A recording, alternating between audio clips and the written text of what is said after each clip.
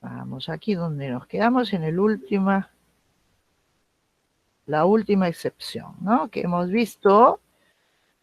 ¿Dónde la vimos? Ah,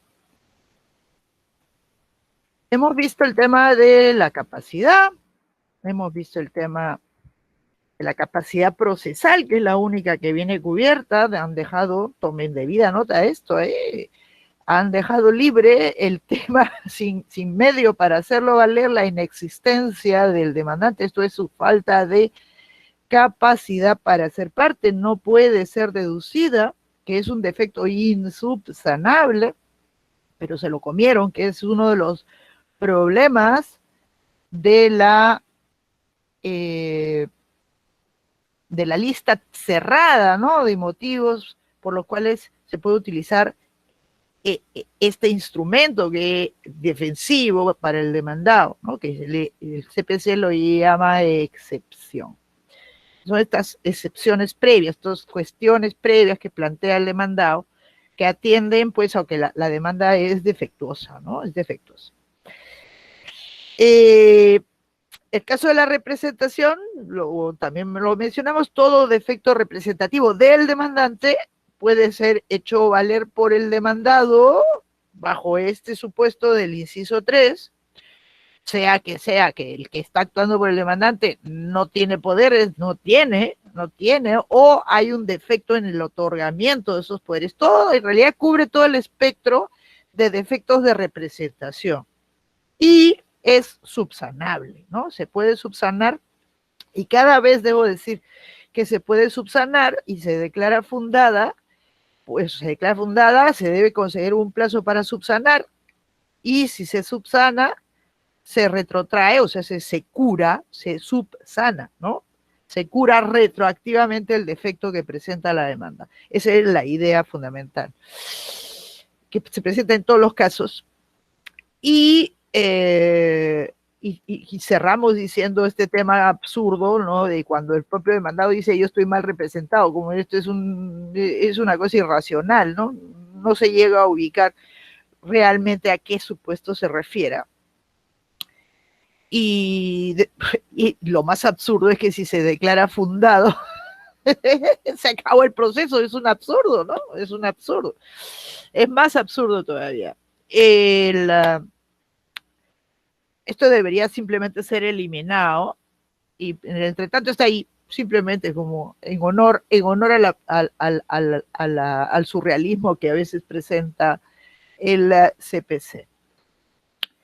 Y nos quedamos aquí, creo, Fernando, ¿no? En la oscuridad, ¿no? La oscuridad, eso es la demanda que no se entiende, la demanda que no es apta para fijar el objeto del proceso, que es la función primaria de la demanda, ¿no? La demanda, pues, precisa, debe indicarnos de qué, el qué cosa quiere que se resuelva, ¿no? Entonces, la petición, qué se pide, ¿no? ¿Qué se pide? Que tiene que ser preciso, ¿no? Y el por qué se pide en todas las dimensiones, tanto el por qué en cuanto a los hechos, como el por qué, ¿no? La causa jurídica, ¿no? Puede estar la oscuridad o la ambigüedad, puede estar en cualquiera de esas dimensiones de la pretensión, dimensiones objetivas de la pretensión, porque ahorita vamos a ver cuando hay en las dimensiones subjetivas de la pretensión, pues que también existe, por el contrario, está separado, que se puede hacer valer a través de la excepción de falta de legitimación, ¿no? Y si se declara, esto es un defecto considerado por él muy antiguo, ¿no? Pues obvio, el demandado que dice, oiga, la demanda no precisa, pues qué cosa quiere con toda precisión, o no precisa por qué se quiere, no precisa cuál es el fundamento jurídico de lo que se quiere, de lo que se pretende, de lo que se pide que se declare. Y si de declararse fundado, pues como es obvio, toda imprecisión se puede subsanar, toda oscuridad se puede aclarar. Entonces se aclara y se concede un plazo, se declara fundada, se concede un plazo que para que se subsane, y si no se subsana, pues se acabó todo, porque es una demanda inepta. Es el paradigma de la ineptitud de la demanda en la terminología propia del derecho medieval, que se llamaba, a veces se llamaba la excepción de oscuro libelo o la excepción de inepti demanda, o uno de los supuestos de la demanda inepta para abrir válidamente un proceso.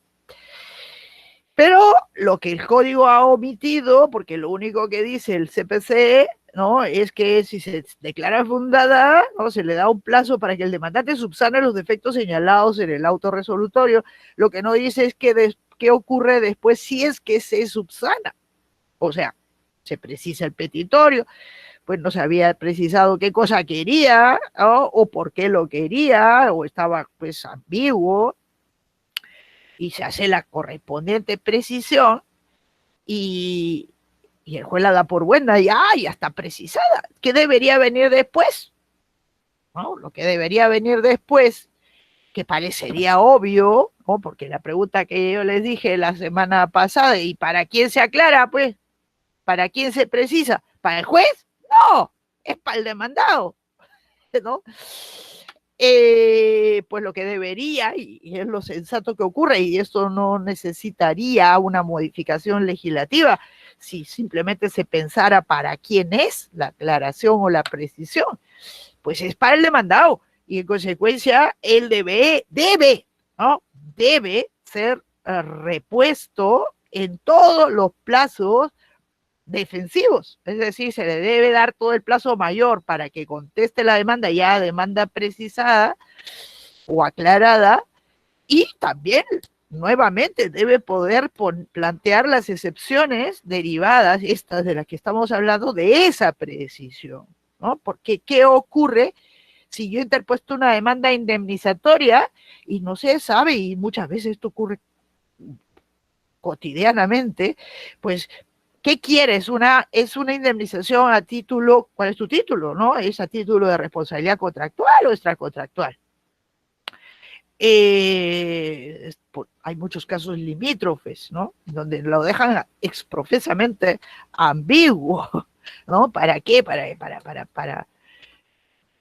Por si acaso, no toman posición clara, ¿no? Entonces, ¿pero qué ocurre, no? Es profundamente distinto plantear una indemnización por responsabilidad extracontractual que una derivada del incumplimiento contractual, ¿no? ¿Por qué? Porque está sometida a plazos de prescripción, entre otras cosas, estaba sometida a plazos de prescripción distintos, y la prescripción está en el listado del artículo 446, ya vamos a llegar ahí, y una es de 2 años, la otra es de 10 años, pues debería dársele la oportunidad a este demandado de plantear la excepción derivada de esta precisión, ¿no? Todo el plazo para contestar la demanda. De hecho, esta figura demuestra, la presencia de esta figura demuestra lo absurdo de establecer que de sí o sí el planteamiento de estas excepciones no suspenden, bien leído, el plazo para contestar la demanda, con lo cual un demandado tiene que contestar sí o sí, como sea, ¿no?, para evitar caer en algo llamado rebeldía. Pero revela lo absurdo, porque esto de cómo puede constreñirse a un demandado solamente en abstracto, ¿no?, a un demandado que sostiene que la demanda es oscura y efectivamente le dan la razón, ¿no?, que pues a contestar la demanda. ¿Cómo va a contestar la demanda? La contestación de la demanda implica, como lo vamos a precisar un poquito más adelante, pues una expresa toma de posición sobre lo que pretende el demandante. Y si la demanda no se entiende, pues ¿cómo le podemos exigir esto, ¿no? Entonces, aquí, más allá de que un demandado pueda haber, para evitar que lo declaren rebelde, contestado como sea, diciendo bajo protesta, ¿no? Bajo protesta, sin perjuicio de la excepción deducida, pues hago lo que me impone el artículo 442, ¿no? Sin perjuicio de. Y si se la declaran fundada, la excepción está de oscuridad, pues hay que reponerlo en el plazo. No es lo que ocurre en la praxis. En la praxis pasan cosas absurdas, ¿no? Pasan cosas absurdas, Yo lo he visto en un caso y había una chica en la maestría procesal de la Católica que era secretaria o trabajaba en un juzgado de Ica. Me dice, yo quiero hacer esto porque, mire, cada vez, pero después lo abandonó y no lo he vuelto a ver, cada vez que se deduce esta excepción y se declara fundada y se presenta la subsanación, se precisa, el juez dispone seguir adelante y emite el auto de saneamiento. O sea, sigue para adelante. ¿Cómo va a seguir para adelante? No puede seguir para adelante. Yo recuerdo un casito en el cual era un desalojo, no me acuerdo si por precario o por lo que fuera, y entonces el demandado deduce excepción, la parte demandada, deduce excepción de oscuridad, como es un sumarísimo el desalojo, en la audiencia única, llamada única, el juez declara fundada la excepción de oscuridad, suspende la audiencia, le da el plazo para que se subsane, entonces se presenta el escrito en donde precisa lo que tenía lo que había dicho que tenía que precisar, y el juez cita para continuación de audiencia. Esto no es posible, pues. Esto no es posible. O sea, ¿por qué? Porque la aclaración, la precisión es fundamentalmente está dirigida, obviamente, a que el objeto de ese proceso sea claro y preciso. O sea, claro, se entiende de qué se trata, porque eso delimita los poderes del juez entre tantas consecuencias. Eh, pero es para que el demandado tome posición, ¿no? No se puede continuar.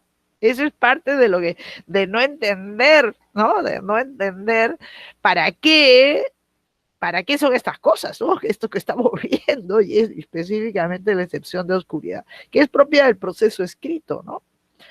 Pero que está en juego el derecho de defensa del demandado, ¿no? O sea, de poder defenderse a cabalidad frente a una pretensión que clara, ¿no? Clara, tomar posición. A él le exige además exhaustivamente tomar posición. ¿Cómo puede hacerlo? ¿No?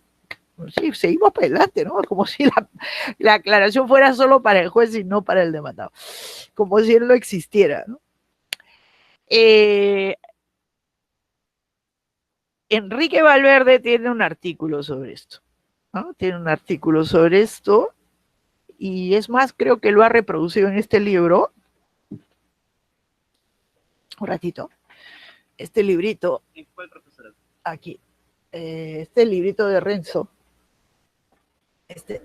¿Cuál? ¿Su código civil comentado? No, este que se llama Postulación del Proceso, coordinador Renzo Cavani, que justamente, pues él reproduce un artículo, en realidad recicla un artículo, Enrique es un amigo, es un muchacho muy, muy, muy talentoso. Vamos a ver qué página está, esto... Dice, así. Reflexiones en torno a la regulación de la excepción de oscuridad y ambigüedad en el modo de proponer la demanda, página 149, en donde él sostiene cosas, obviamente, que lo que les acabo de decir, ¿no? Y se lamenta, conclusión, que el proyecto de código no dice ni pío. Deja las cosas como están. Como colofón podemos señalar como primer punto de reflexión que la excepción de oscuridad, bla, bla, bla, no se encuentra adecuadamente regulada en el CPC. Por tal razón debe ser materia de modificación a fin de no afectar el derecho a la defensa que constitucionalmente le ampara a la parte demandada. Bajo ese contexto y estando a las consideraciones expuestas, pensamos que con una posibilidad de regularse mejor el trámite de la misma, debería suspenderse el plazo para contestar la demanda, que es la solución argentina, cuando se haya deducido esta excepción hasta que se resuelva lo pertinente y si se advirtiera un ánimo dilatorio o de mala fe de quien la dedujo, el juez podría hacer uso de los mecanismos sancionatorios correspondientes que contempla el CPC.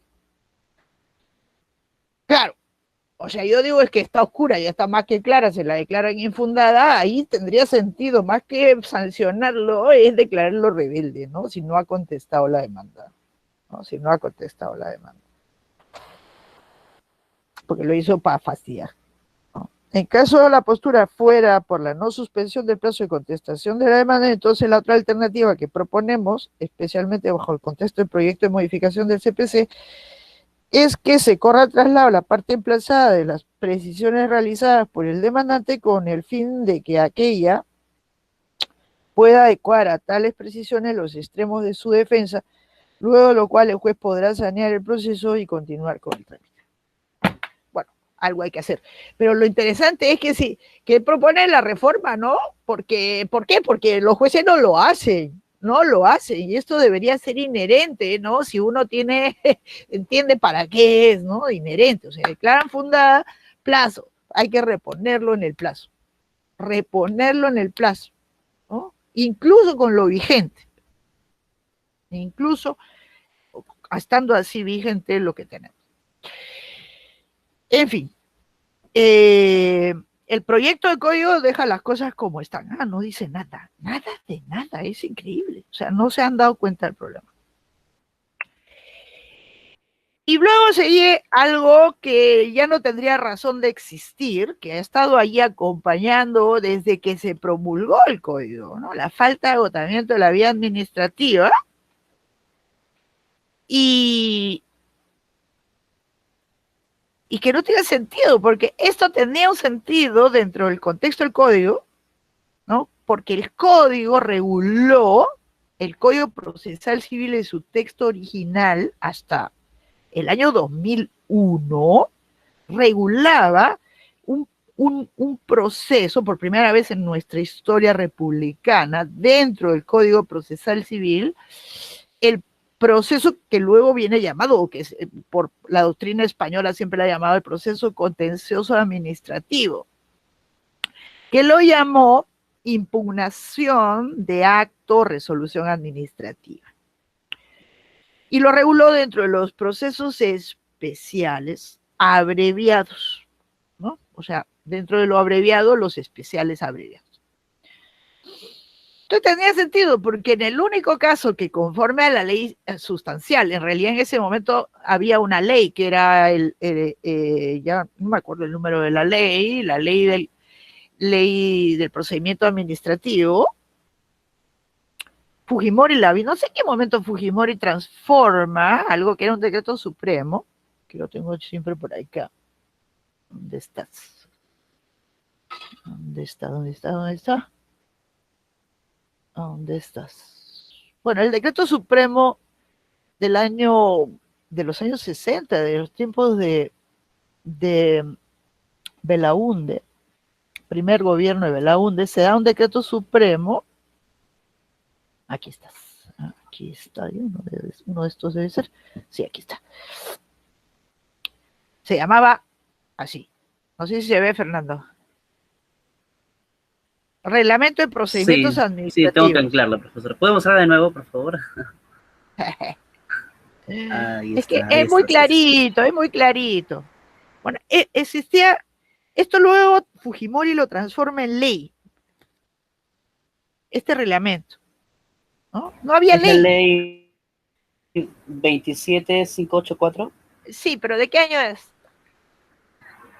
Del año 2001, diciembre. No, ahí al final usted busque la ley de procedimiento administrativo general y al final hay una derogación. También la tengo, pero está, ¿por dónde estás? La tenía por acá, en la versión que me dio el Ministerio de Justicia hace unos años. Que la tengo por ahí. Pero está atrás, creo que de mi modem. No quiero mover nada, porque no corremos riesgos. Bueno, Fujimori la transforma en ley. Pero era un reglamento, o sea, era el decreto supremo. No, era carátula. Decreto Supremo 006 SC del 11 de noviembre de 1967. O sea, no tenemos ley, pero en este reglamento y luego en la ley que da Fujimori legalizando esto, se establecía que para poder interponer la llamada acción contencioso administrativa había que haber agotado la vía previa administrativa. ¿Ok? o sea, recorrido todo lo que tenía que recorrerse a través de ante la propia administración, ¿no? Como requisito previo. Si no, no podía demandarse. Pues, estando así las cosas, el Código Procesal Civil incorpora dentro de su cuerpo el proceso contencioso administrativo, o sea, lo que se llama el proceso contencioso administrativo. Y establece que, obviamente, esa es la legislación sustancial administrativa, que para poder impugnar judicialmente las resoluciones administrativas o los actos administrativos se requiere haber agotado la vía previa. Y esa es la razón de la existencia de esta excepción, porque esto solamente funciona en el campo del contencioso administrativo, es decir, cuando se demanda a la administración y por actos administrativos, ¿no? Por actuaciones en general, como hoy se habla de actuaciones administrativas, ¿no? Actuaciones impugnables, le llama la ley del contencioso administrativo del 2001.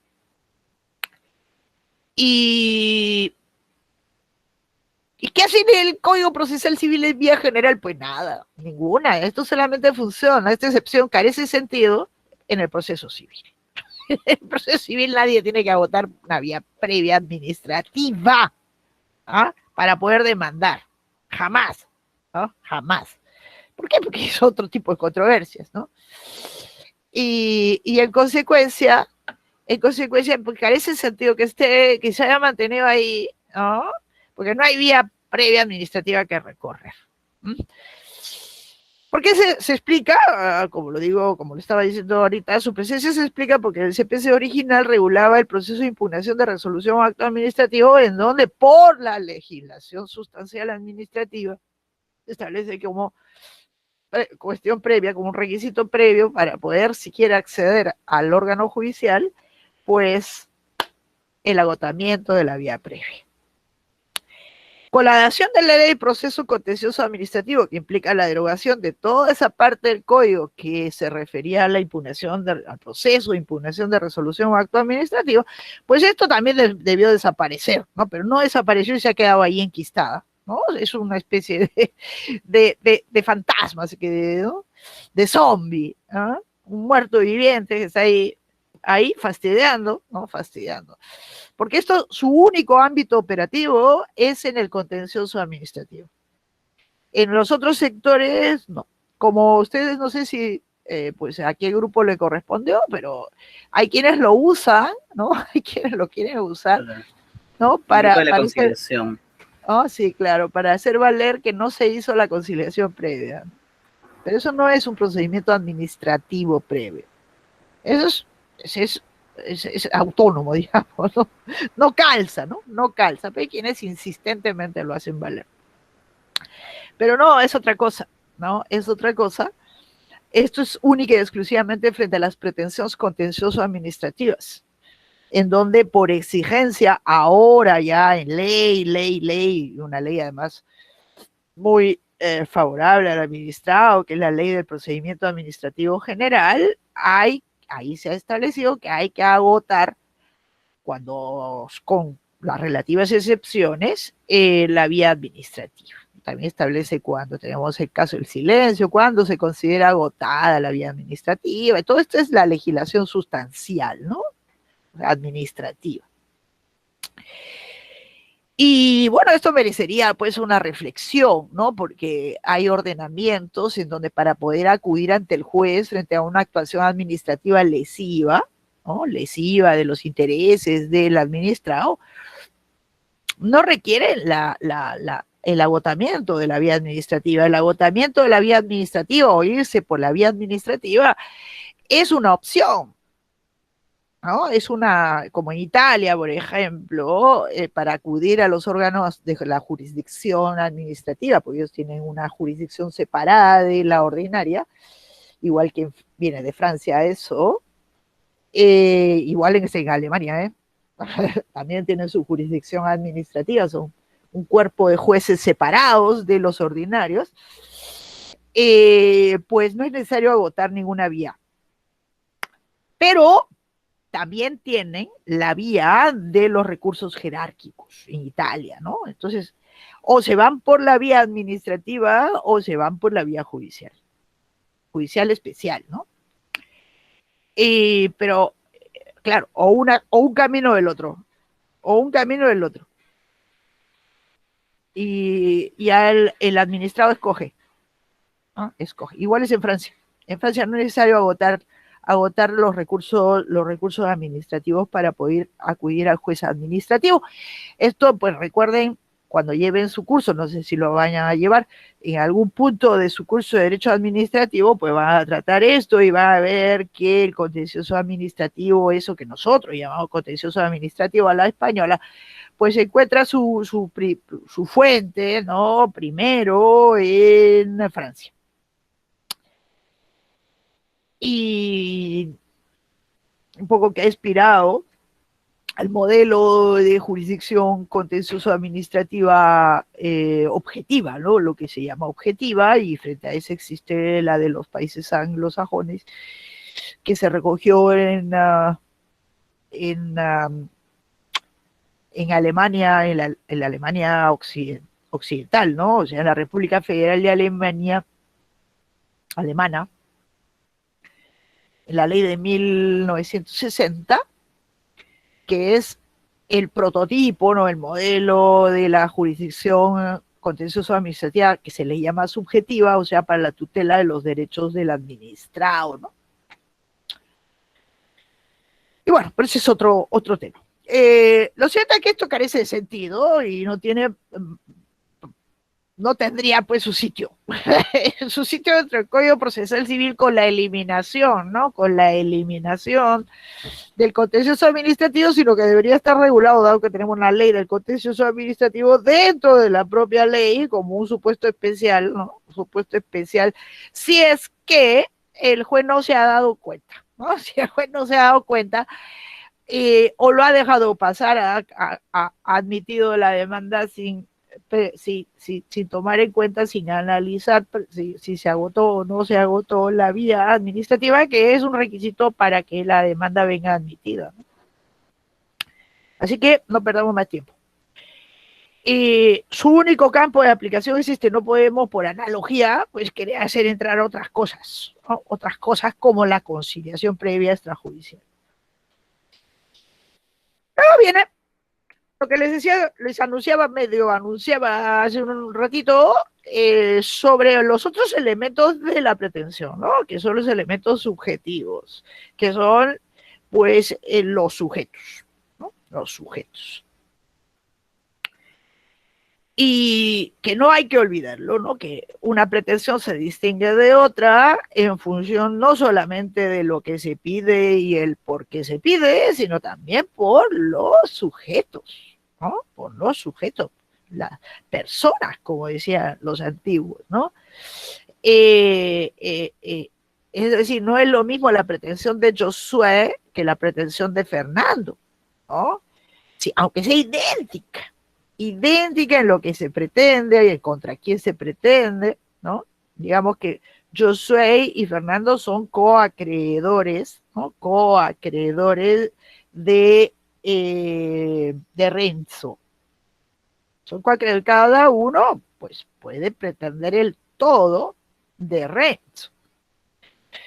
Si Fernando presenta una demanda contra Renzo, misma pretensión, mismo petitorio, misma causa, y Josué por su lado presenta la pretensión contra el mismo Renzo, con la misma petitorio, mismas causas, son idénticas en los elementos objetivos, pero distintas en los subjetivos, ¿no? Y por lo tanto son dos pretensiones distintas. No es una única pretensión, son pretensiones distintas. Y por lo tanto les invito a tener siempre presente, porque en el Perú no sé por qué, hay un sector de colegas que consideran que, y esto tiene sus repercusiones en la regulación y en la interpretación de la pésima regulación existente, el Código Procesal Civil sobre la acumulación, pues que no es elemento de la pretensión el subjetivo. el que anda en esta línea es Dante Apolín, ¿no? No, dice, no es un elemento, es un presupuesto. No sé qué quiere decir, no sé qué quiere decir, pero lo cierto es que lo sacan cuando es un elemento distintivo. Una pretensión se distingue de otra, no solamente porque tiene una distinta causa o una distinta petición, sino también porque son distintos los personajes, ¿no? Eso es lo importante. Y aquí entra en escena, ¿no? El inciso 6, ¿no? El inciso 6 está relacionado con el sujeto que pretende o contra quién se pretende. O sea, Fernando pretende no sé qué, por no sé cuánto, ¿no? Lo que fuera, contra Josué, ¿no? Y en este caso, Josué, que es el demandador, dice, un momentito, este de acá, este Fernando no puede pretender lo que está pretendiendo, ¿no? Es el sujeto de la pretensión, pero está poniendo en cuestión que sea el sujeto que legítimamente puede pretender lo que pretende, en función de sus propios dichos. O viceversa.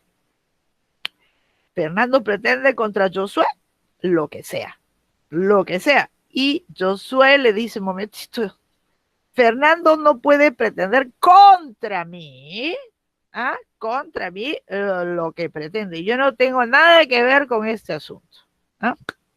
Según sus propios dichos, según sus propios dichos, ¿ah? ¿Los dichos de quién? Las afirmaciones del propio demandante. Por aquí estamos todavía en la esfera de la mera alegación. No confundir la falta, y he puesto legitimidad porque es lo que dice el código, pero a mí me irrita hablar de legitimidad si hablo de legitimación. Mi cerebro no usa la palabra legitimidad. Miren ustedes, ¿no? La falta de legitimidad, dice el CPC, para obrar del demandante o del demandado, con este para obrar horrible. Del demandante o del demandado. Son dos cosas distintas, ¿no? Con consecuencias distintas, sobre todo porque tienen consecuencias distintas. Todos tienen que ver con que las partes que están puestas por el demandante, el propio demandante y el demandado no son los correctos. Eso es lo que se pone sobre el tapete, ¿no? No son los que deben ser, no son los que deben ser. Hemos visto ya al momento de hablar de esta llamada calificación de la demanda que el juez, ¿no? Si advierte que el demandante no es el legitimado, puede declarar improcedente la demanda. Es el primer caso, ¿no? Del artículo 427.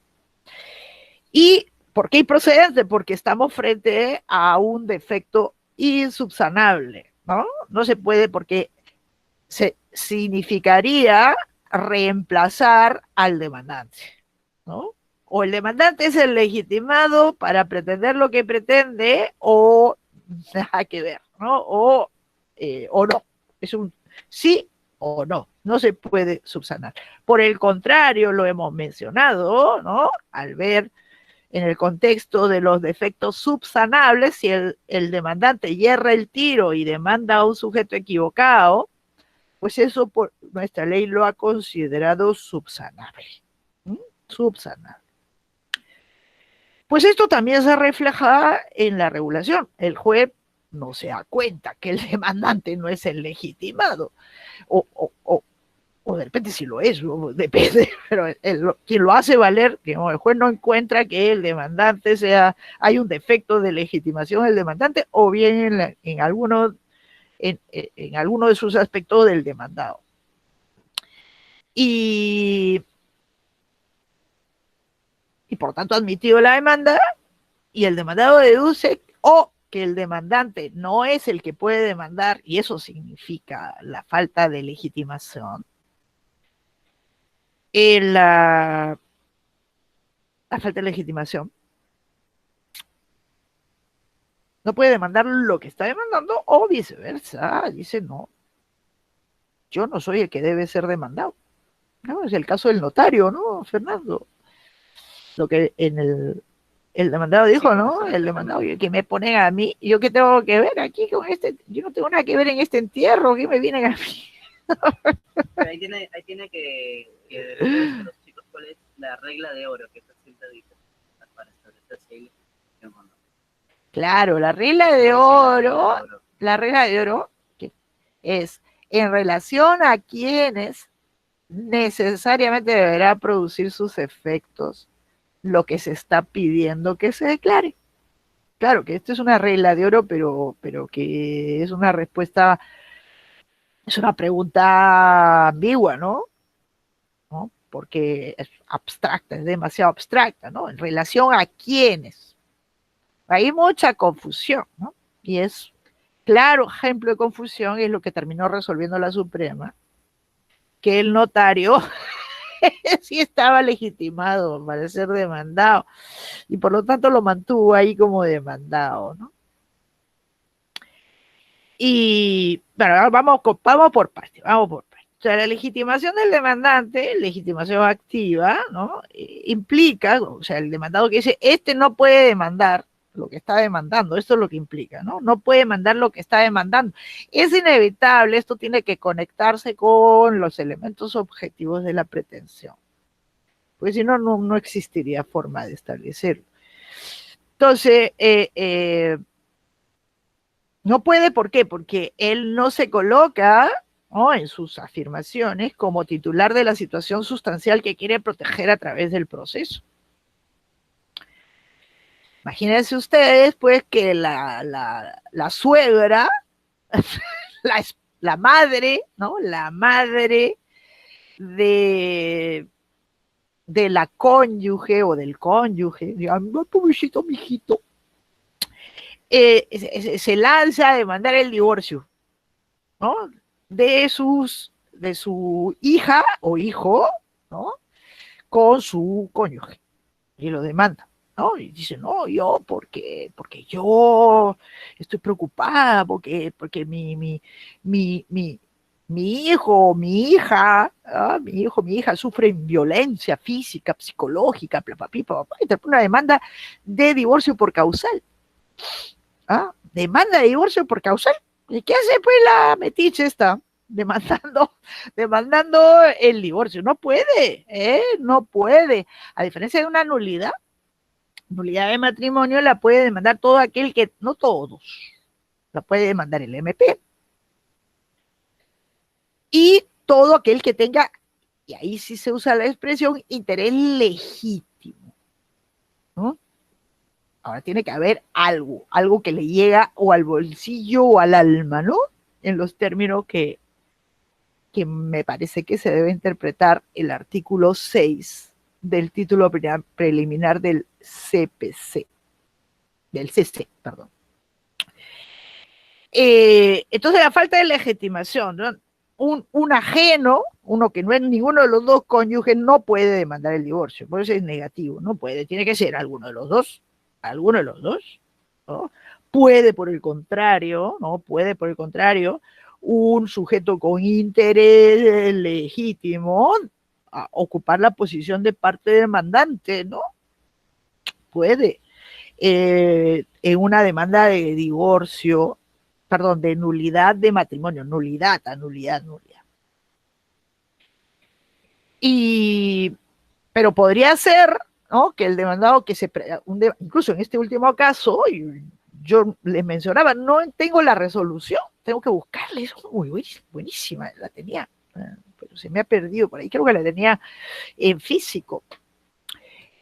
Un caso de una demanda de divorcio no, perdón, de nulidad de matrimonio por bigamia. Es un caso particular que ustedes estudian en familia, en donde el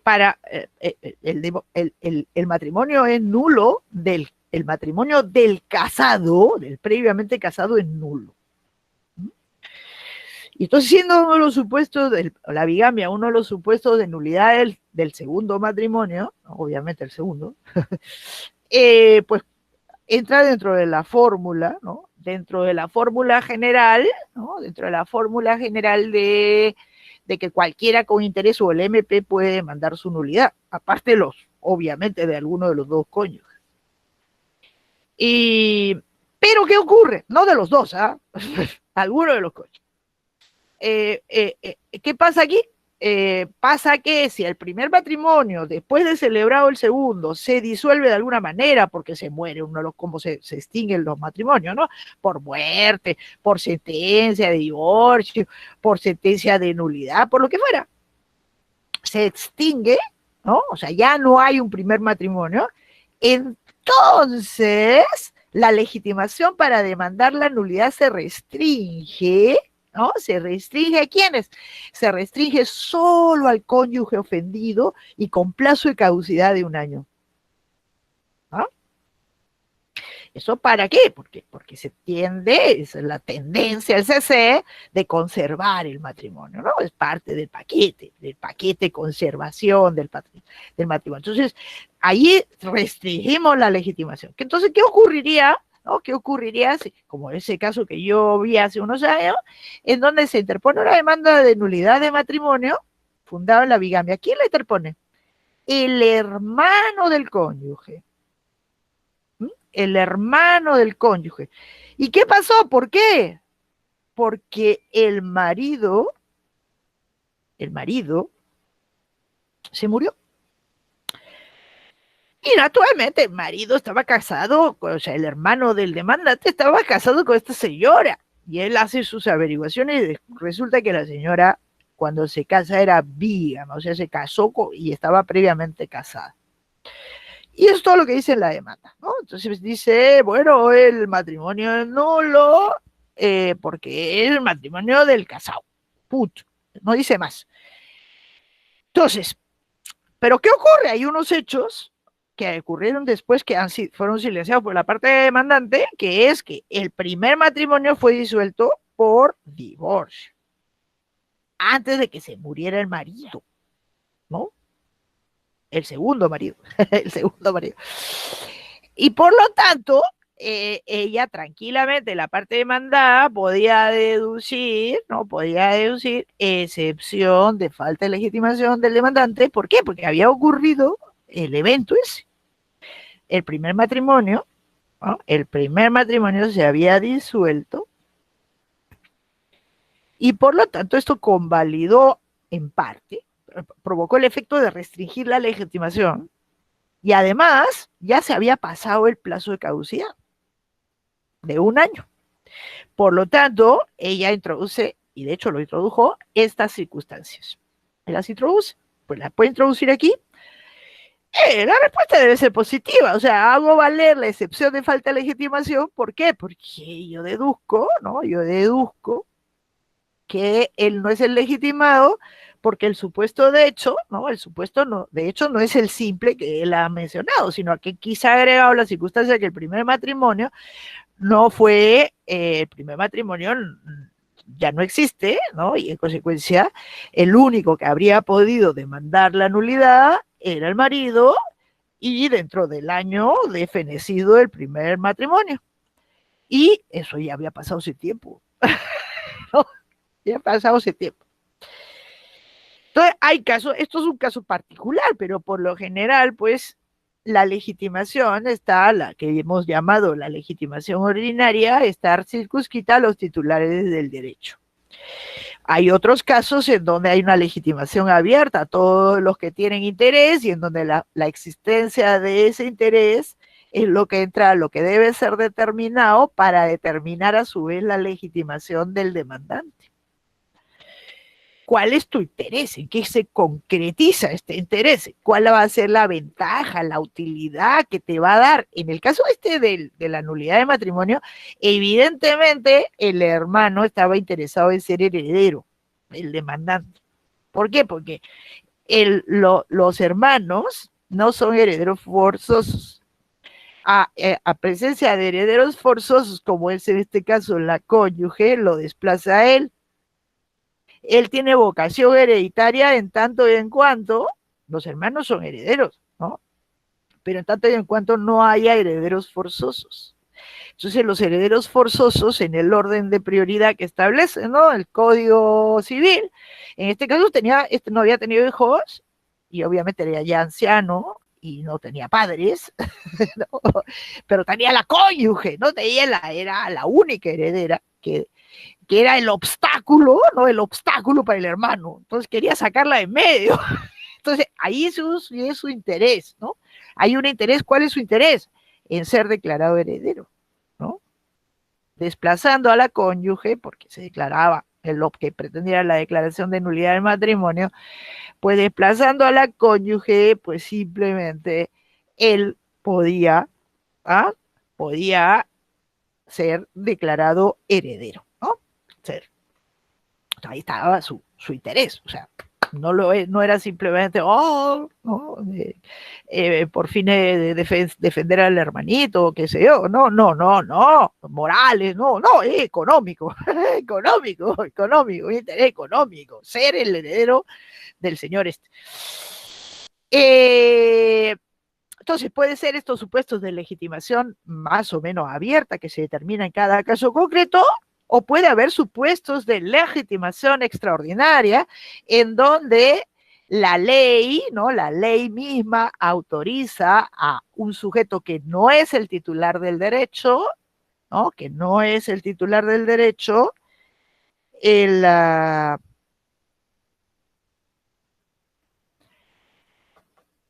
a ejercitar en nombre propio un derecho que dice que es ajeno, ¿no? Como es en el caso paradigmático de la subrogatoria. Entonces, yo, acreedor, interpongo, ejercito los derechos de mi deudor, ¿no? Yo, socio, ejercito los derechos de la sociedad contra los administradores para que se indemnice a la sociedad, ¿no?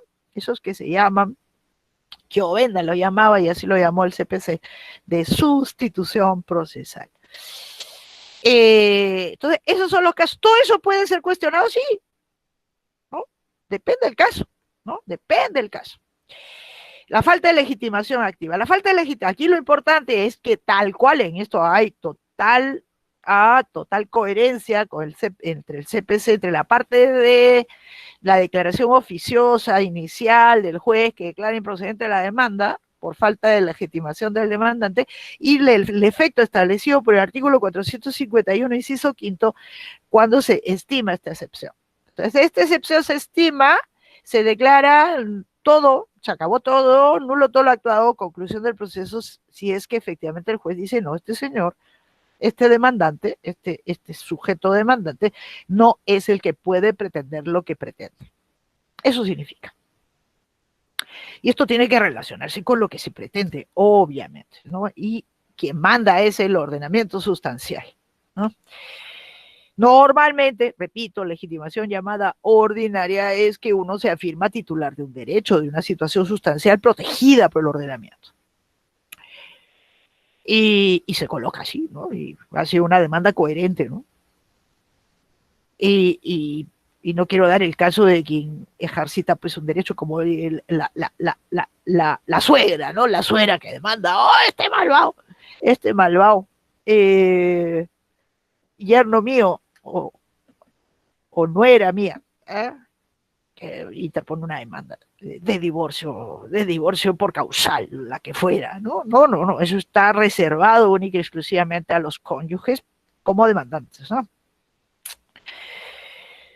Y por lo tanto, si se declara fundada, conduce a que se declare nulo todo lo actuado y conclusión del proceso, porque no es subsanable. Eso es lo importante. Más interesante, porque es más articulado, es el caso de la falta de legitimación pasiva. Es decir, que el demandado, que es lo que el supuesto base que establece el CPC, dice, a falta de legitimación del demandado. Aquí sí tiene sentido, a diferencia del otro de la representación. Aquí es el propio demandado que dice, alto, stop, ¿para qué me han demandado a mí? ¿Yo qué tengo que ver con esto? ¿No? Ese es el supuesto base, ¿no? O sea, se demanda a Juan, ¿no? Se demanda a Juan, y Juan dice, ¿pero para qué me demandan a mí? Yo no tengo nada que hacer. ¿Qué fue lo que hizo el notario? ¿No? En este caso, el notario el ejemplo clásico, esto lo encuentran en manuales, o sea, ¿para qué vamos a demandar al notario? ¿Qué tiene que ver? Se demanda la nulidad de la escritura pública, del acto que contiene, ¿no? En realidad es el acto que contiene. Y el notario, pues, ¿qué tiene que ver? ¿Qué tiene que ver? ¿Qué tiene que ver? Y aquí es donde Fernando decía, ¿qué efectos sustanciales le va a producir a este sujeto? Pues nada, pues ninguno. En la, a propósito de, no sé, nuestro ministro de Culturas, todavía de Cultura, pero pronto de Culturas, ¿no? Él es notario, pues, allá en Huancayo, ¿no? Es notario en la provincia de Huancayo. Eh, y ese, cuando lo entrevistaron hace unas semanas, pues le dijeron, usted tiene muchos procesos en contra, le dice, pero yo soy notario y me demandan, pues, y me pone ahí, ¿no? Pues, yo cuántas escrituras he hecho en mi vida, y en algunas pues me ponen ahí de demandado y no tengo nada que ver ahí. Y bueno, es usual, porque no se entiende el tema de la legitimación, ¿no? La fórmula de oro de la defalsalaria es, para determinar las partes legítimas, uno tiene que hacerse la pregunta, ¿en relación a quiénes, ¿no? En relación a quiénes va a producir sus efectos esto que se está pidiendo que se declare. Y entonces, ¿qué efecto va a producirle al notario que se declare la nulidad de la escritura? Pues ninguno.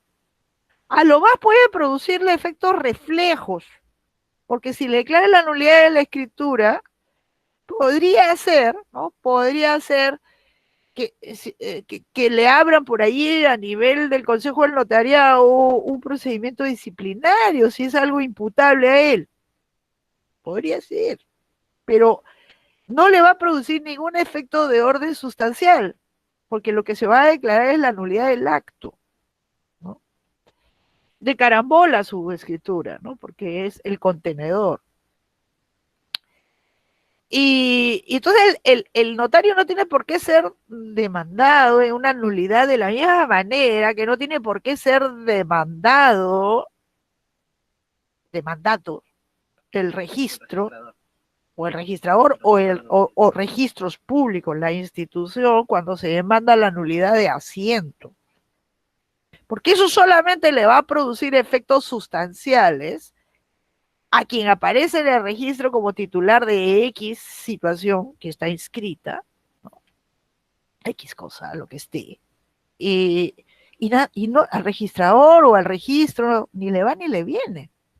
Naturalmente, si nosotros te ponemos una demanda de nulidad de escritura y le imputamos responsabilidad por los daños provocados al notario, ahí, bueno, claro, pues, allí sí, de la misma manera, si nosotros demandamos a los registros, ¿no? Lo incluimos a registro por los daños provocados por la anotación, por la inscripción, por lo que sea, le estamos imputando responsabilidad y es el legitimadísimo para ser parte, ¿no? Aparte de mandar, pero no, pues si yo solamente pretendo, ¿no? Yo solamente pretendo que se declare la nulidad de la escritura, que se declare la nulidad del asiento, etcétera, etcétera, el asiento registral, ¿qué pinta estos? Es lo que yo decía, no sé si llegué a completar la idea. He decidido sobre qué voy a hablar, Fernando, en el seminario que va a organizar que está organizando la Universidad de Lima sobre el proyecto de código. Voy a, sí, que lo he escrito aquí, que es el viernes 24 de septiembre, a las 19 horas. Voy a hablar de la revisión civil. Porque como tengo 25 minutos, me voy a circunscribir a un tema concreto, pues, ¿no? Para sentirme contenta, porque si no voy a pedir, la ejecución, ¿qué cosa es la ejecución? Del cautelar, ¿qué cosa? ¿No? Es demasiado ancho y yo no quería que fuera así, yo quería que ellos se expusieran y que hubiera un panel que los bombardeara. Eso fue lo que le dije, pero me han pedido cuál es el nombre de su ponencia, se ve que cada uno va a ser pues una mónada, pues, ¿no? O sea, van a exponer también los autores sí. del proyecto. Sí, pero yo no tengo el programa. Se lo voy a pedir a Américo.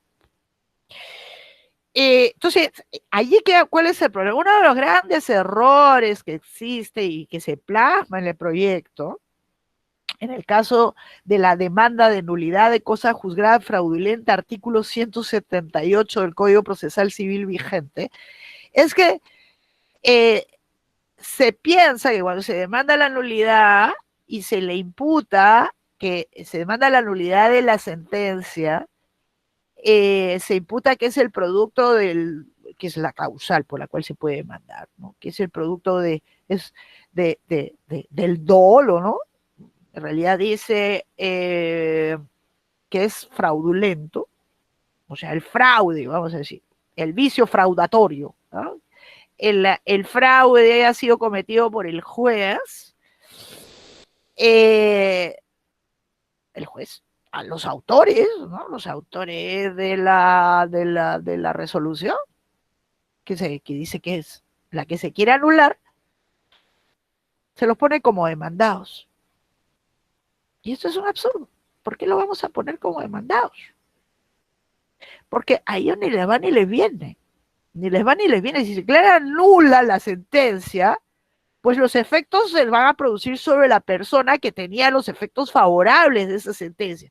Si se declaró fundada la demanda de resolución de contrato, de resolución de un contrato o de cumplimiento, de lo que sea, se pide que se declare nulidad porque es el producto del dolo, del fraude, no sé cuánto, cometido por el juez, digamos, por el juez, la parte y el juez en connivencia, ¿no?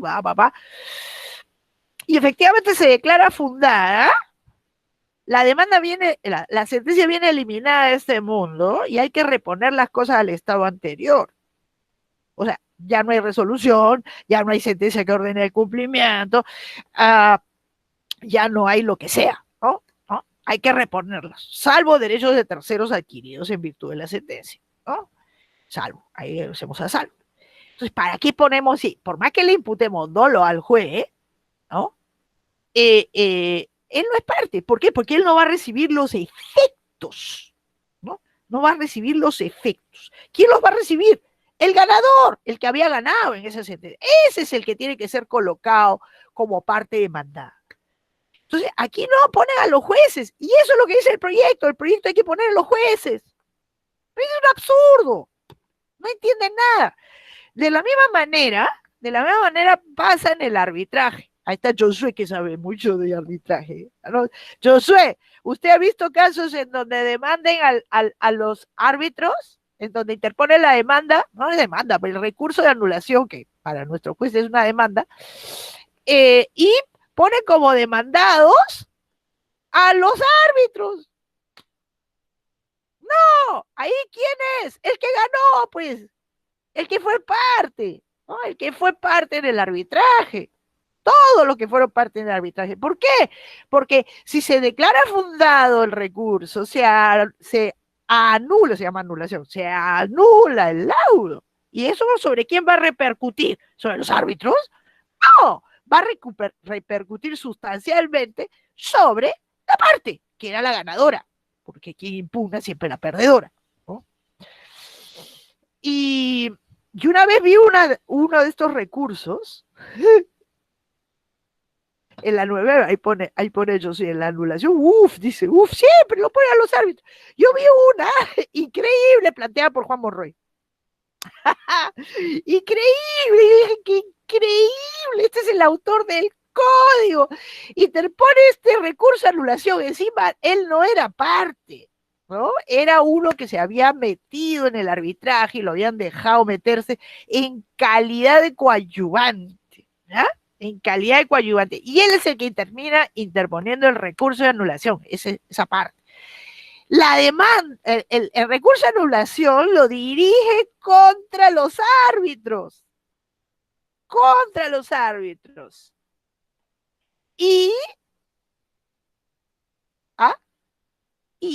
atención, pide en el otro sentido, esa famosa fórmula, que se ponga en conocimiento de la parte, de las partes. Conocimiento nomás, pero como que el recurso va contra los árbitros. El único caso en donde sí tendría sentido colocar a los árbitros es cuando la causal por la cual se pide la anulación es haber laudado fuera de plazo. Pero esto por otra razón, porque en el caso en el cual se anula un laudo por falta, por haberse laudado, o sea, resuelto fuera del plazo que tenía, ¿no? Es una de las causales. Es el único caso en el cual, si se declara nulo el laudo, se debe ordenar la devolución de los honorarios a los árbitros, lo que hayan cobrado, ¿no?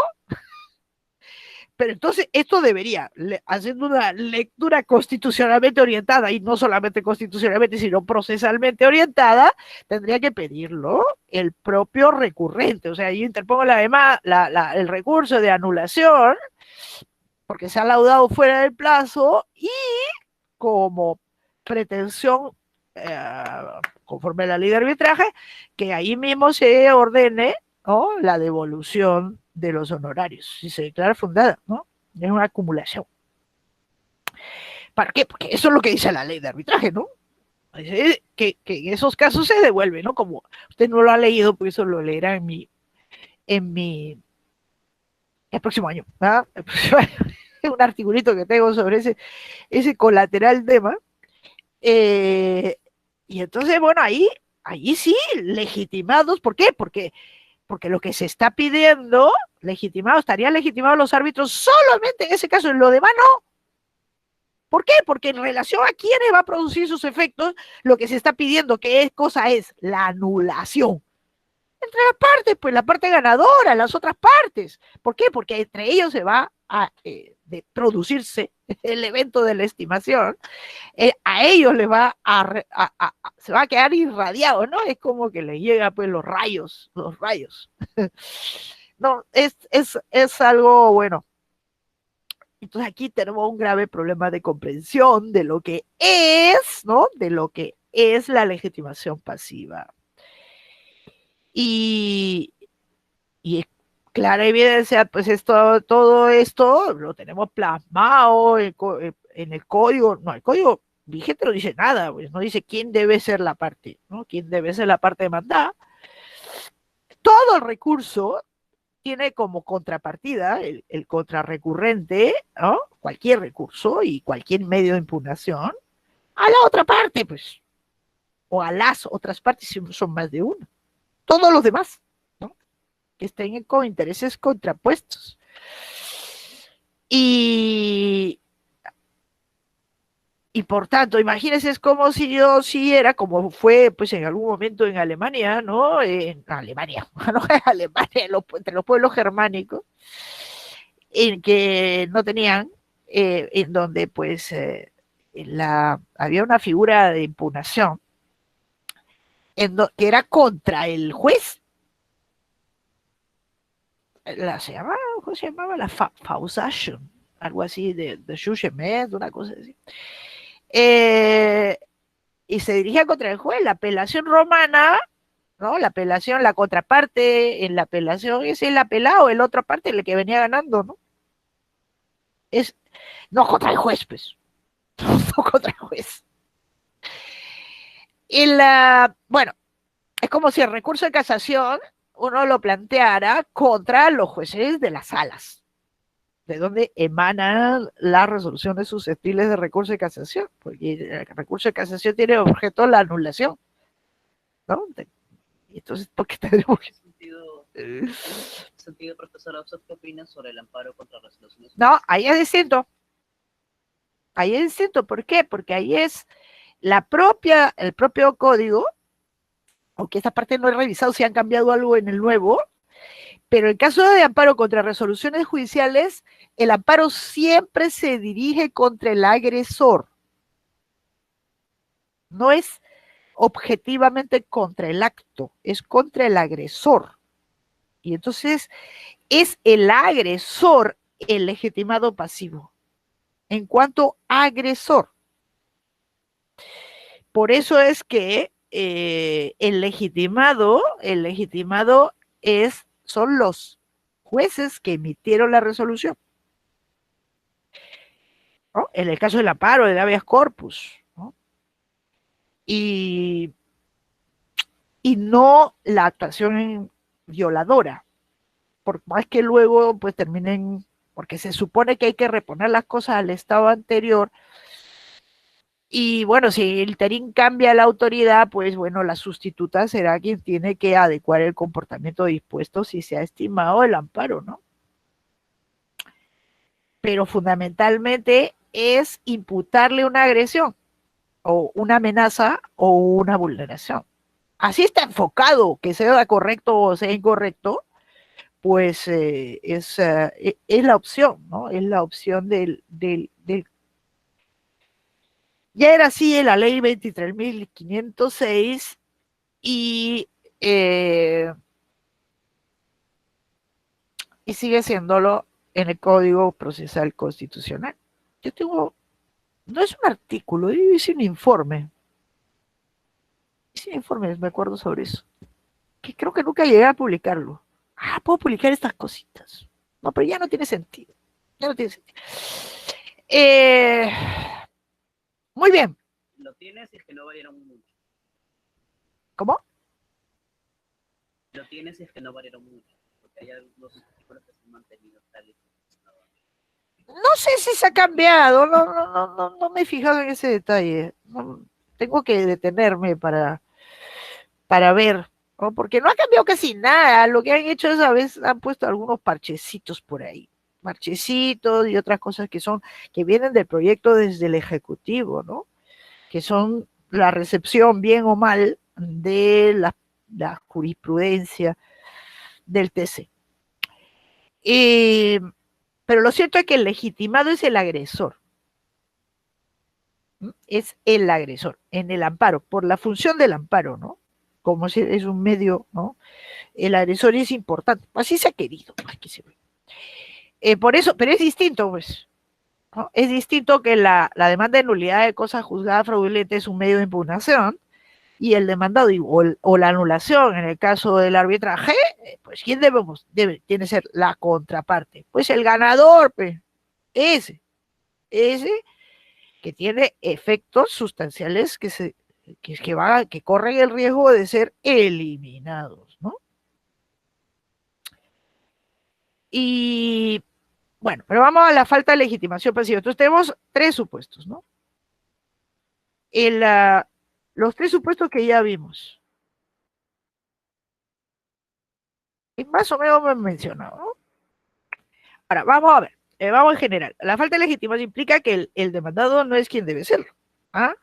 Y si se declara fundada, esta es la fórmula básica, ¿no? El supuesto base dice que se suspende el proceso y se da un plazo para que el demandante establezca la relación jurídico-procesal entre las personas que el auto resolutorio ordene. Eso es cuando, es en el supuesto base, ¿no? En el supuesto base es, se demandó a Josué dice, pero ¿para qué me demandan a mí? Aquí hay que demandar a Fernando, no a mí, según los términos de la demanda. Pues Fernando es el deudor, no yo. Yo qué pinto ahí. Yo no tengo nada que ver acá, ¿no? Y efectivamente, el juez le declara fundada la demanda y entonces el juez tiene que decir, momentito, aquí Josué no es el legitimado, es Fernando. Y entonces, ¿qué tiene que hacer el demandante? El demandante pues tiene que cambiar de demandado, ¿no? Esto es un cambio de demandado, es un cambio de la pretensión, es una mutación de la pretensión, porque cambiar un elemento es cambiar la pretensión, ¿no? Y entonces, ¿qué debería pasar en este caso? En este caso, que es el caso básico, el pensado por el legislador, ¿no? Pues se da un plazo, ¿para qué? Para que cambie su demanda dirigiéndola al nuevo demandado. Bueno, si hay un nuevo demandado, que en este caso lo hemos concretizado en Fernando, pues el demandante subsana y efectivamente adapta su demanda dirigiéndola contra Fernando. Pues ¿qué hay que hacer con Fernando? Pues Fernando tiene que, es el, que le dé su plazo, pues, pero que le dé todos sus plazos. Y está todo en jaque en saber si esa demanda, por esto es subsanable, pero entre comillas, ¿no? Esto no puede subsanarlo con efecto retroactivo de ninguna manera. A diferencia de los otros casos, no se puede considerar subsanado cuando se presente el escrito ya cambiando de mandado, subsanado con efecto retroactivo. ¿No?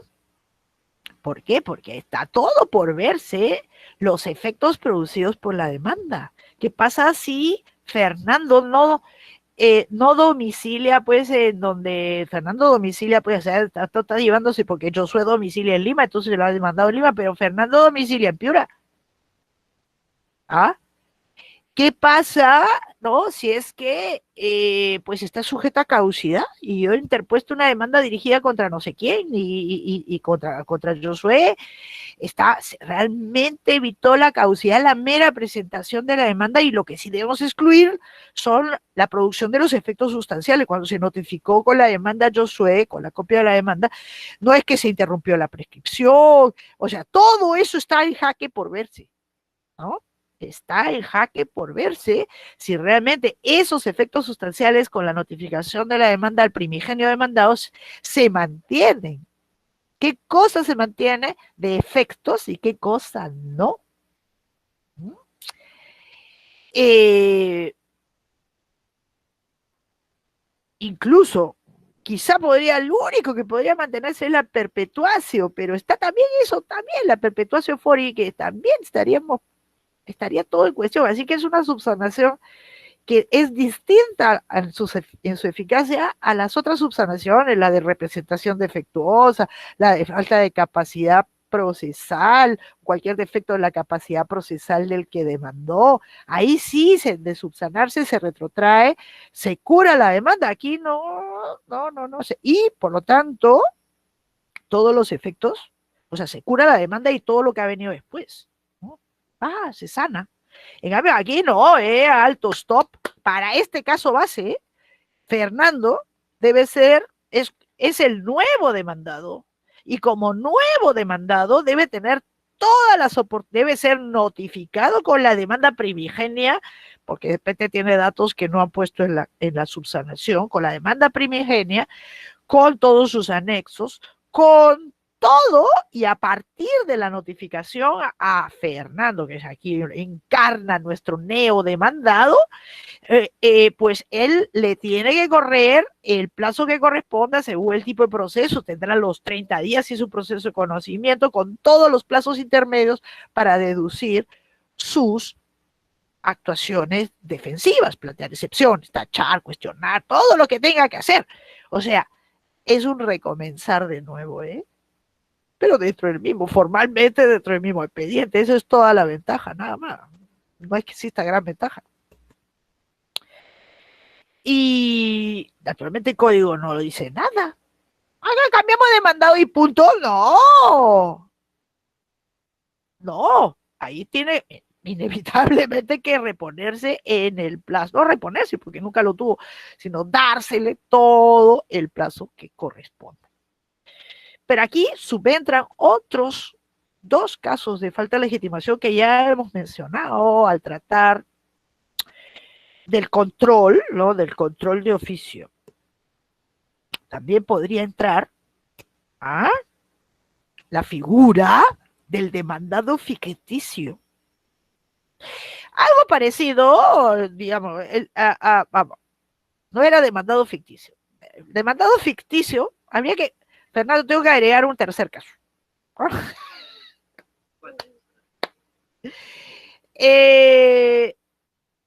Que es el del notario, ¿no? O sea, el caso del notario es que se demandó pues a la otra, la que había elevado escritura pública al proceso de prescripción.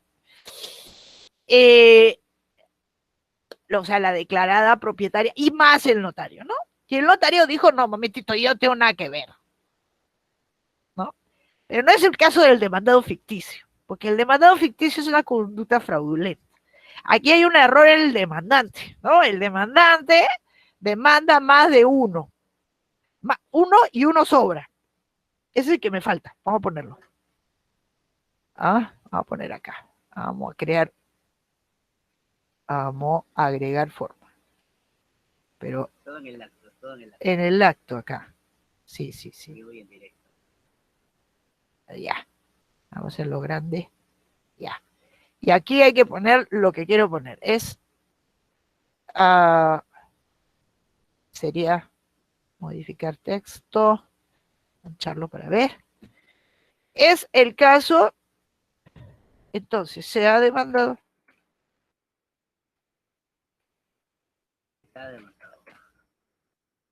No. Puede alegarse no, está bien, esto está mal. Eso es el que está mal. Es que lo que pasa es que son los supuestos. A poner, vamos, ya que estamos corrigiendo, ¿qué? Se ha demandado a ponerle X y Z, o sea, se ha demandado, ustedes lo generalizan, ¿no? A X y Z, y Z cuestiona tu legitimación.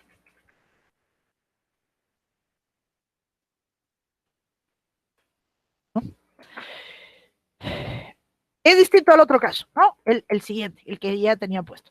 Lo que pasa es que yo quería ponerlo del demandado ficticio, pero este serían 3 casos más, ¿no? O sea, hemos demandado al sujeto correcto, Fernando y Josué. Fernando es el correcto, Josué dice, un momentito, a mí que me demandan, como el caso del notario, a mí que me ponen aquí de demandado, a mí que me ponen a mí de demandado, yo no pinto nada en este entierro, no tengo nada que hacer, esto no es mi pariente, no tengo que, para qué me invitan al entierro, ¿no? Cuestiona su legitimación, él dice, yo no tengo por qué ser parte, ¿no? Yo no tengo por qué ser parte, porque aquí ni me va ni me viene, ni me va ni me viene que se declare la nulidad. En realidad el notario entra de la figura del coadyuvante. O sea, es un sujeto que podría, si quiere, intervenir, ¿no? Podría, si quiere, intervenir. ¿Por qué? Porque de repente él ha incurrido en alguna responsabilidad y tiene interés en que no se declare de carambola, ¿no? Interés de carambola, interés indirecto en que no se declare fundada la demanda, porque a ningún notario le gusta que se declaren fundadas, o sea, nulas sus escrituras, pues, porque eso le da mala fama, ¿no? Le da mala fama. Pero no va más de eso. O todo lo que yo he estado mencionando. Entonces, primer caso, ¿no? Se ha demandado a más de uno y uno de ellos dice que no es el caso. Si ustedes lo observan, cómo está redactado, dice, el demandado dice que no es el legítimo, ¿no? Entonces, el propio él dice, yo no tengo por qué estar como parte demandada en este proceso. Él cuestiona, pone cuestión, dice, yo no tengo por qué ser, ¿no? No tengo por qué ser demandado, lo dice él mismo, ¿no? Entonces, en estos casos, el demandante no tiene por qué adaptar su demanda. O sea, a lo que voy es que si se declara fundada, la consecuencia sería que el demandado primigenio, o sea, Z de nuestro ejemplo, viene extromitido como parte. Fuera de acá tú no eres parte. ¿Ah? Y por tanto ya no hay nada que adaptar la demanda, simplemente a partir de ese momento no se considera demandado al demandado, al que pueda, a uno de aquellos a los que se le ha declarado fundada. Aquí no debería suspenderse el proceso, simplemente establecerse la extromisión, que eso es lo que significa en derecho italiano sacar a alguien de su calidad de parte. ¿Por qué? Porque como cuando Monroy escribió no sabía todavía mucho, no sé ahora debe saber muchísimo, pues entendió que la extromisión era sacar de su calidad de interviniente a un tercero. Alguien que era tercero. Nada que ver, nada que ver. La extromitir es sacarlo, pues sacarlo de la fiesta. Se ha salido, ya sale, ya no eres. Pero aquí no hay nadie que sustituir, pues. Ya está, el primigenio está. X no cuestiona su legitimación y quien lo cuestiona es el otro demandado. Si se declara fundada, basta, no tienen por qué suspender el proceso, el demandante nada debería tener que hacer, ¿no? Nada debería tener que hacer, y si ustedes leen la resolución bien, sí se suspendió el proceso, ¿no? les invito a todos los que no les ha tocado el caso a leerse la resolución, ¿no? Y las formas también utilizadas. Pues el demandante tendría que restringir su demanda solo dirigiéndola contra en este caso, los que habían sido declarados propietarios por prescripción notarial. Sacarlo a él. Y ya no es parte, ¿no? Ya no es parte. Eso significa, él ya no está colocado como parte. Bastaría que lo declare así, pero en fin, ya si quiere, ya ok, suspendan el proceso, porque el demandante pues simplemente ajuste su demanda, ya no está dirigida contra el notario, que era la única, debo decir, estoy más que segura, la única partecilla en donde decía, cuando indicaba a los demandados, la parte demandada y daba pues toda la indicación, pues ponía pues a los declarados y al notario. Y bueno, este es o sea, aquí tenemos demandados sobrantes, ¿ok? Caso básico, al caso básico, demandado único que dice, no, yo no soy el legitimado, ¿no? Que es lo que estaba pensando el CPC, le agregamos el otro caso en donde hay más de un demandado y hay uno o más de uno que dice, no, un momentito, yo aquí no tengo nada que ver, ¿no? No tengo nada que ver, sáquenme de la calidad de parte. Este sería el segundo caso. Pero luego hay otro caso que es más interesante, que es el caso del demandado ficticio. El demandado ficticio es una figura, es una vieja maniobra, viejísima maniobra, un poco de todo tiempo y lugar, de demandante. ¿Para qué? Para radicar competencia territorial en un lugar que no correspondería. O sea, para demandar y que el proceso se lleve adelante ante un juez de otro territorio al que correspondería, ¿no? Al que correspondería. Entonces yo demando a Fernando y además pongo a Josué. ¿Pero por qué pongo a Josué? Porque Fernando domicilia en Piura y Josué domicilia en Lima. Yo quiero demandar en Lima o viceversa, ¿no? Yo quiero hacer eso. Y entonces coloco a este demandado de sobrante, no porque me equivoco en la determinación de la legitimación, sino es una conducta dolosa, intencional, para hacer un fraude a las reglas de competencia territorial. En el fondo, quiero sacarle la vuelta a la regla de la Constitución, que es nadie puede ser sometido a jurisdicción, ¿no? Dice, distinta de la preestablecida, ¿no? O sea, quiero sacar a mi demandado real, mi demandado ese que debe sí ser demandado, de su fuero. Quiero llevarlo a otro lado. Muy bien. La presencia de este demandado sobrante ficticio es lo que le daría competencia territorial a ese juez. Y obviamente, como esta es una conducta dolosa, hay connivencia entre el demandante y este sobrante. O sea, están de acuerdo y jamás él va a poner en cuestión la competencia territorial. Jamás, ¿no? Porque están de acuerdo, están de acuerdo. Entonces, ¿quién lo podría hacer? El demandado, ese sí legitimado. Y eso, por eso este es un supuesto más articulado, en donde demandado que no cuestiona que él deba ser demandador, lo que sí pone sobre el tapete es la falta de legitimación de su codemandado, de otro. En el caso Fernando, dice, pero dice, deduzco excepción de falta de legitimación del demandado, ¿no? Pero no de mí, sino de Josué. Josué no tiene nada que ver con la pretensión planteada. Está puesto ahí simplemente para darle competencia al juez, usted juez de este territorio. Es una maniobra dolosa, esa, clásica, es una clásica.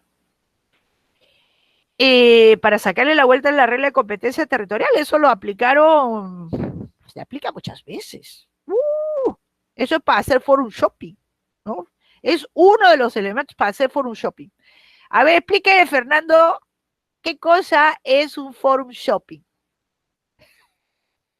Consiste en una técnica por parte de los litigantes de interponer diversas demandas en diversos foros competenciales, por así decirlo, con la finalidad de que la demanda sea admitida, ¿no? Así, el litigante trata de, por ejemplo, de que si en un foro se declara improcedente una demanda, en la otra se le puede declarar admitida, ¿no? Pero la idea es que interpongo mi demanda en varios lugares hasta que mi demanda sea admitida, ¿no? Claro, bueno, el forum shopping es, me voy del forum shopping, esta es una figura que existe en el derecho internacional, tanto público como privado, pero sobre todo privado, ¿no? Es una clásica maniobra de fraude a la ley. Forum shopping, ustedes si buscan en Google, va a salirle muchas cosas. Esa, lo que ha dado Fernando, es la versión a la peruana, ¿no? A la peruana. Pero es la búsqueda, ¿no? Es forum shopping, hacer forum shopping, es irme a la búsqueda, es como cuando uno se va de shopping, ¿no? Y se va a buscar el producto que más me gusta. Ah, me voy a tienda a comprarme unos zapatos y que me voy de tiendas, ¿no? Me voy a buscar, pues, a ver los zapatitos que más quiero, las zapatillas, lo que sea. Y es que la búsqueda del foro de conveniencia. ¿Ah? La búsqueda, esto a nivel de derecho internacional privado, es me voy a la búsqueda de la ley más favorable. Pero no es la que me corresponde, por eso es un fraude a la ley. Me correspondería, esto pasa en muchos estados norteamericanos, esto es parte, esta expresión es de ellos, que luego la han terminado pues, exportando, ¿no? Creo que es Wisconsin, que es uno de esos paraísos fiscales. ¿Qué es Wisconsin? No sabe, no sé, Fernando si sabe. No, la verdad. Ah, sí, es un paraíso dentro de los estados norteamericanos. Hay uno de estos que en donde las leyes tributarias son más blandas. Y en consecuencia, allí se constituyen las sociedades, pero operan en otro lado, en otro estado, pero se constituyen ahí, fijan su domicilio ahí, ¿no? Ahí se forman porque les son más favorables, ¿no? ¿Y esto para qué? Para sacarle la vuelta a la ley estatal del otro lado, ¿no? Sacarle la vuelta. Es eso, una sacada de vuelta.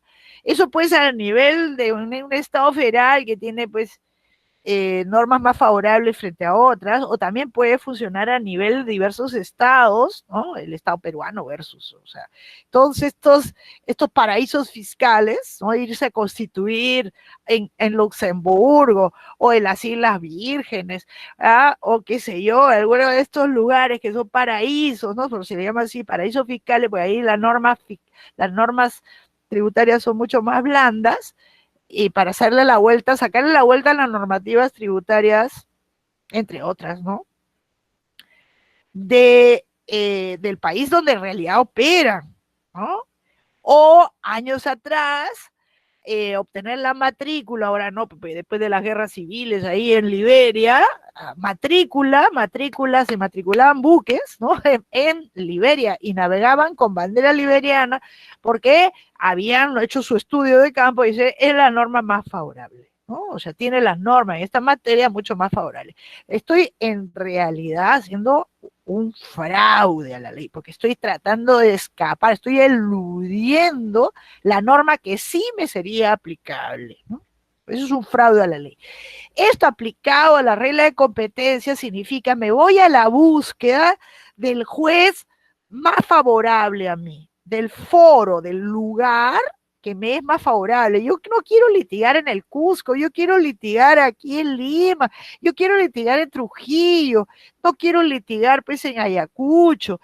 Y entonces, en lugar de demandar donde debería demandar conforme a las reglas de competencia territorial, pues me voy ante otro juez. Ese es el shopping. Pero tiene pues las versiones ya más, ¿no? Más localizadas, que muchas veces, esos ustedes han visto, en el caso de la Universidad de Luna. ¿Cómo se llama la Universidad de Luna? La tecnológica.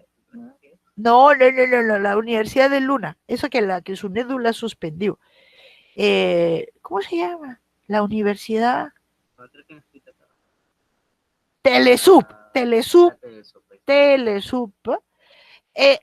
interpuso un amparo, esto se hace un amparo, güey. ¿Una quién? No fue Telesub, que hubiera tenido que demandar, con su sede está en Lima, pero que fuera la agredida, no en Lima, porque sabe que en Lima no. ¿Se van dónde? A Bagua, ¿no? En Bagua, una legitimación. Yo soy la agredida porque soy una estudiante, ¿no? Un estudiante. Interpone un amparo y obtiene una medida cautelar para que siga funcionando, o sea, suspendiendo los efectos de las resoluciones de SUNEDU sobre su no licenciamiento y las consecuencias de ese no licenciamiento. Entonces se van a la búsqueda, ¿no? O sea, aquí en este caso se buscaron al demandante y como es el agredido, interpone la demanda ante su propio juez de su fuero, pues, ¿no? Entonces aquí estoy sacándole la vuelta a la regla de competencia territorial, ¿no? En este caso el demandante, pero el mecanismo usual para que un demandante le saque la vuelta a la regla de competencia es poner a varios, más de un demandado en connivencia para tener posibilidades, ¿no? Demandar ante el juez, con el cual yo ya sé que pues es, digamos que en el Perú todo estuviera claro, hay jueces pues más benignos, uno más bonito, otro no más malito, yo quiero este, ¿no?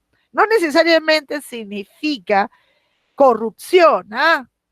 Puede ser que medie corrupción, puede ser que no medie corrupción, sino que medie otras cosas, ¿no? A veces son actitudes desesperadas, porque yo no, como pasó en el caso de Panamericana Televisión, ¿en dónde se aplicó esto? Todos ustedes que estaban en kinder, pues, ¿no? Si es que estaban ya en este mundo. Sí, hace 15 años estaban, ¿no? Estaban. 2004. Por supuesto que estaba. Todos, sí, todos ustedes. 20 ¿no? años. Claro, pero estaban chiquitos, pues estaban chiquititos, no pueden acordarse de eso, pues estaban, qué sé yo, cantando en sus cancioncitas, estaban felices de ser niños. Y no, todavía eran felices, pues todavía eran felices. No estaban pensando en los dramas de Panamericana Televisión y de Genaro Delgado Parker y de los videos de Montesinos. No. Como consecuencia de los videos de Montesinos salta, ¿no? Que resulta que los Schultz pues habían recibido su platita pues para vender la línea editorial de Canal 5 y entonces Delgado Parker, que era el viejo accionista mayoritario de Panamericana Televisión, pero que había cedido todas sus acciones por aquí por acullá y todas sus maniobras estas empresariales, pues interpone una demanda que es la que se conoce, ¿no? ¿Ante quién? Ni más ni menos ante ¿ante quién? Ante el juez en ese entonces era el módulo corporativo no era módulo de justicia módulo, se llama el nombre de Caraballo, ¿cuánto era Caraballo? El módulo corporativo, creo que se llamaba así, ¿no? De justicia de Caraballo. ¿No? Que ahí un conjuntito de juez de paz, juez de mixto, juez de civil, no sé qué cosa. Bueno, lo interpone ahí, pues, ¿y qué hace, pues? ¿Contra quiénes? Un montón de gente, ¿no? Un montón de gente.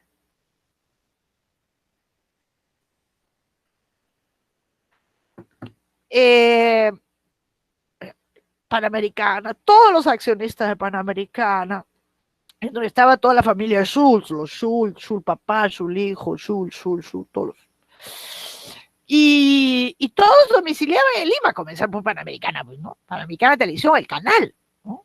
La sociedad Panamericana Televisión S.A. y todos sus accionistas. ¿Y qué pretendía? Pretendía un montón de cosas, una demanda muy oscura, porque no es que dirigiera esta pretensión contra esto, y otro, no, así todo puesto desordenado a propósito. Y metió a un demandado de más, dos demandados de más.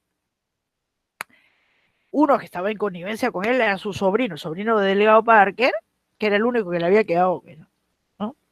Y además una sociedad, o sea, puso dos, ¿no? Que estaban de más. Es más, había muchos que estaban de más, pero digamos, hay un problema de legitimación pasiva que no nos importa, pero lo cierto es que pone a una sociedad preada por él, titular de una acción cedida por él,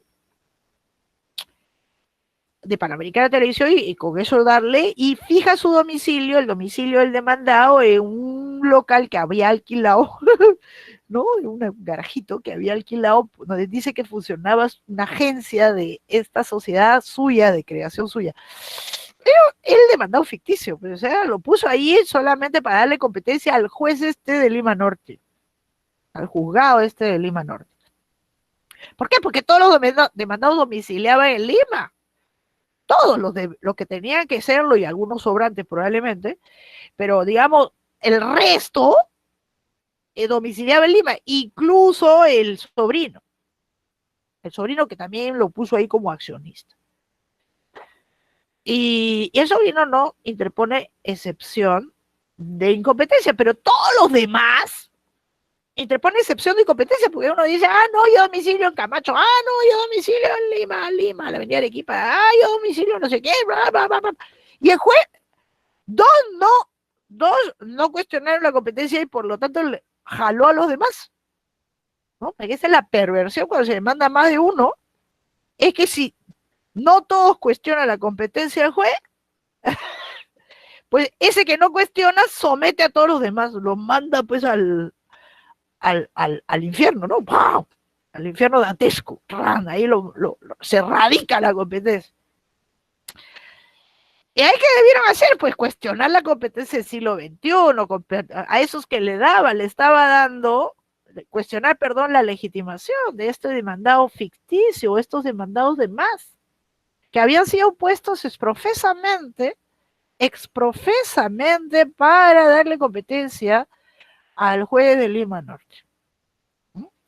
Pero aquí, ¿cuál es la peculiaridad?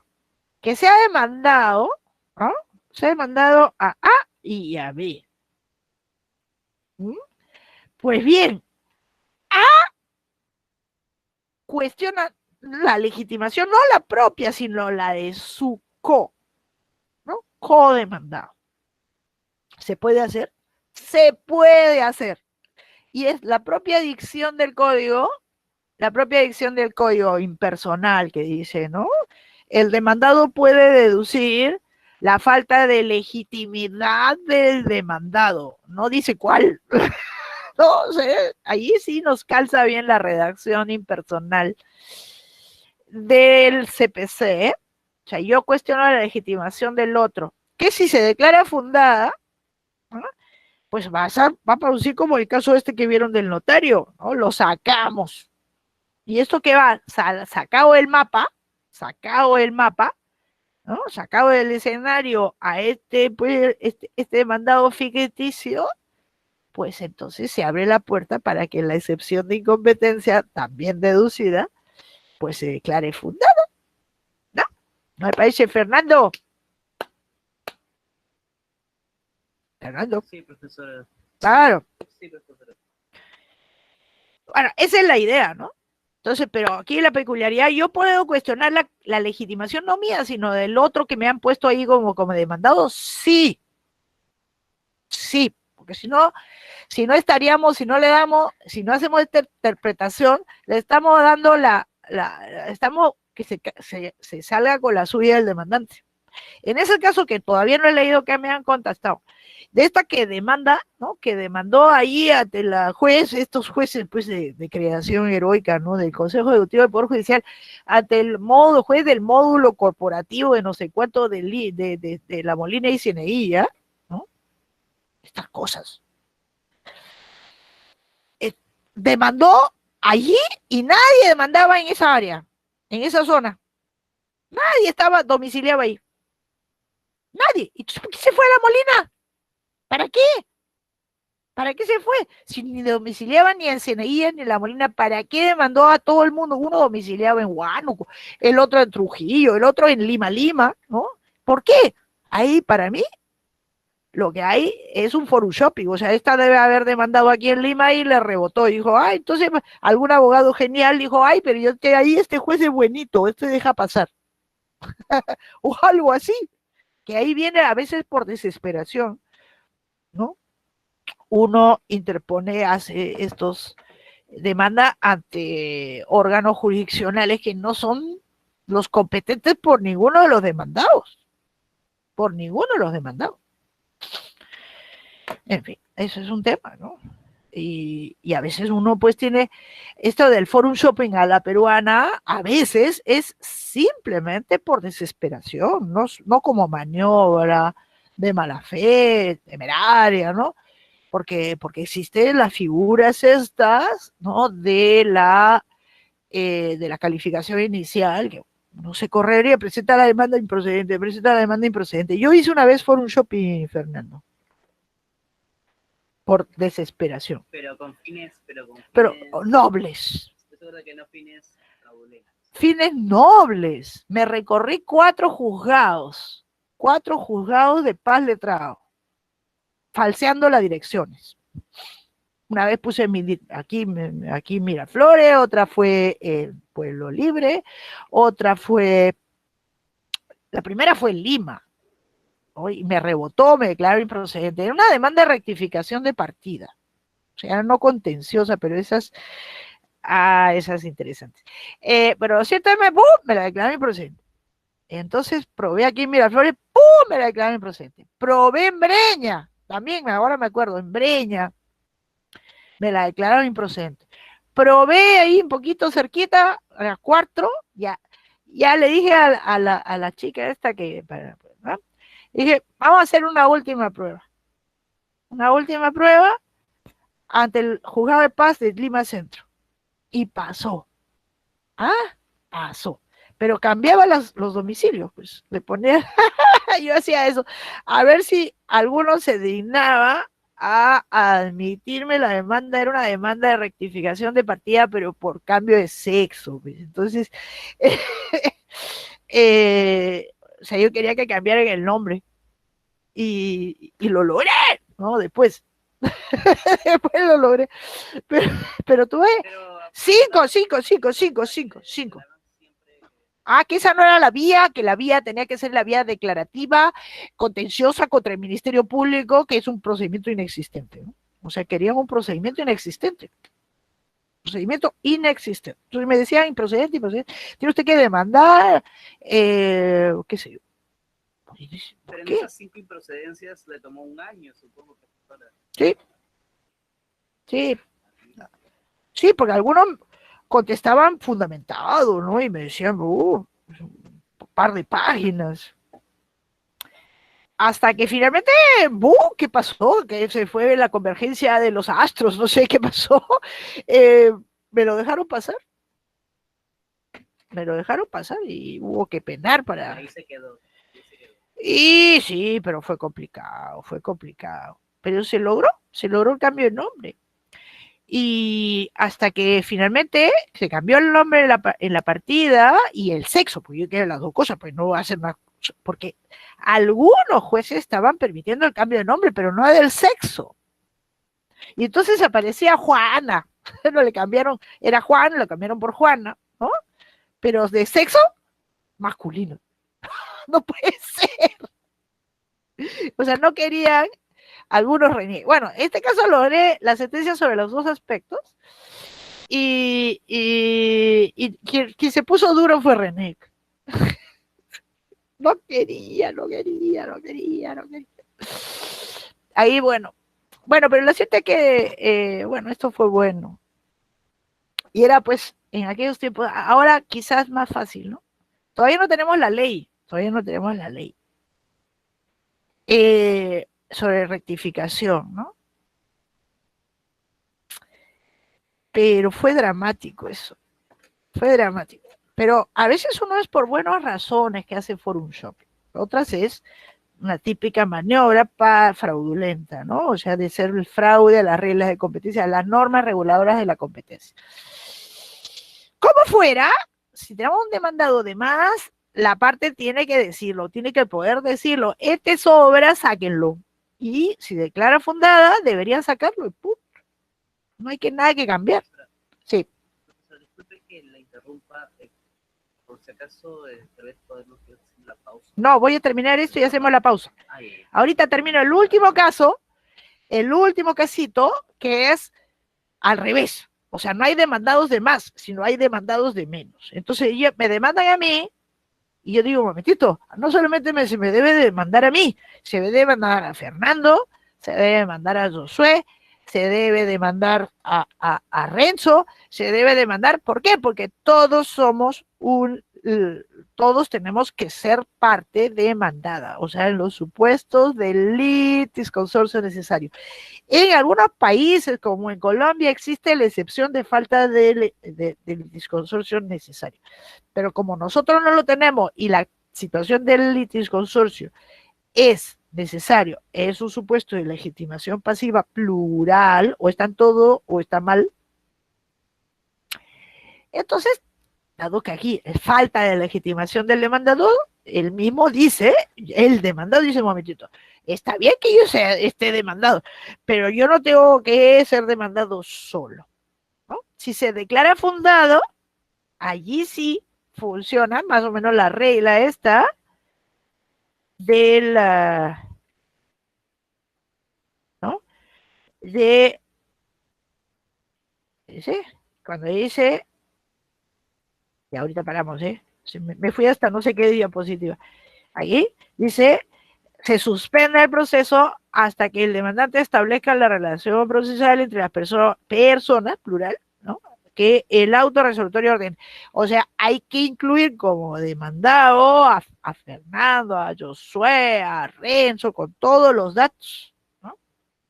Y entonces, estos nuevos, tal cual como el supuesto base, pues tiene que tener todas las oportunidades defensivas que primigeniamente tuvo el demandado, yo, en este caso, ¿no?